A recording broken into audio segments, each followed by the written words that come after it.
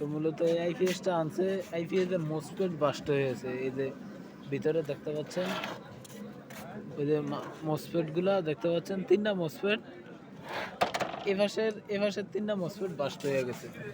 তো দেখতে পাচ্ছেন যে এই পাশের মোসফেট গুলা, এই 3টা মোসফেট ঠিক আছে, আমি ওই পাশের 3টা মোসফেট লাগাই দিলেই ওকে চলবে। তো মোসফেট লাগানোর আগে ছোট ছোট ট্রানজিস্টর আছে, এগুলা